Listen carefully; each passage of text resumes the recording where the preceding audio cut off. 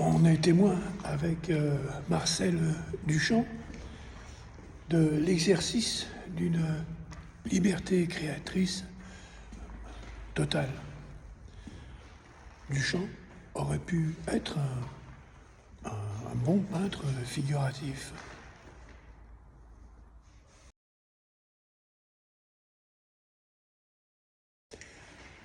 Eh bien non, ça ne lui plaît pas. La peinture de chevalet, les jolis dessins, tout cela, ça l'embête, comme il dit. Alors il va livrer en 1917, dans un salon, le salon des indépendants, à New York, il va livrer l'un de ses premiers ready-made, le fameux urinoir, enfin, cet urinoir qu'il a baptisé Fontaine.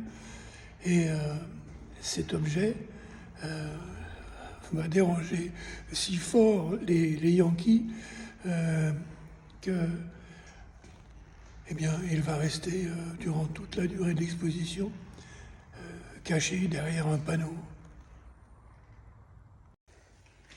Ensuite, il va commettre, oserais-je dire, son grand vers, une œuvre si difficile, si complexe, qu'il l'accompagne d'une notice explicative. Et il est ainsi, on peut le dire, à l'origine de l'art conceptuel.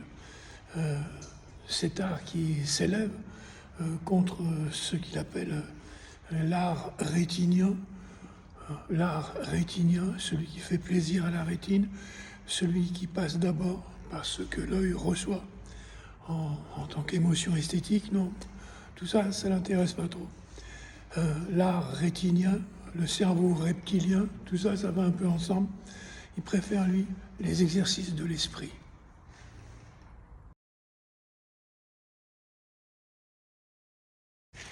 Ses recherches esthétiques ne s'arrêtent pas là. Alors, tout le monde connaît aussi l'importance de son nu descendant un escalier. Cette œuvre étant à l'origine, cette fois-ci, de l'art cinétique, plus tard de l'op art, du pop art, enfin, de tout ce que vous voulez.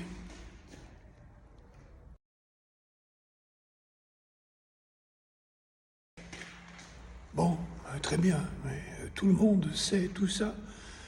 Moi, ce que j'aimerais, c'est aborder le problème Duchamp sous un autre angle. Et Rose, c'est la vie, va nous y aider.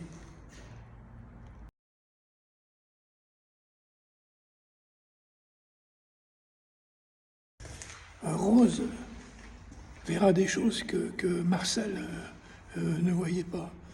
Elle composera des œuvres inimaginables pour un homme. Mieux encore, elle deviendra une création à part entière. Et peut-être elle sera le vrai chef-d'œuvre de Marcel Duchamp. C'est l'idée, pour reprendre une expression chère aux joueurs d'échecs, rappelant que Duchamp était un excellent pousseur de bois. Faire de sa vie une œuvre créée en permanence avec soi-même, dans sa chair, dans sa peau, voir jusqu'où on peut aller. Et cette exploration des limites ne peut pas se faire sans la remise en question de son être originel, de son être initial, de son genre. Pourquoi pas? Aujourd'hui, à l'heure où l'on parle tellement de transidentité et de tout ce qui s'ensuit sous l'angle médical, psychologique, social, on aurait avantage à revenir à ce premier enseignement de Marcel Duchamp et de Rose, c'est la vie. On peut tout être, on peut tout devenir.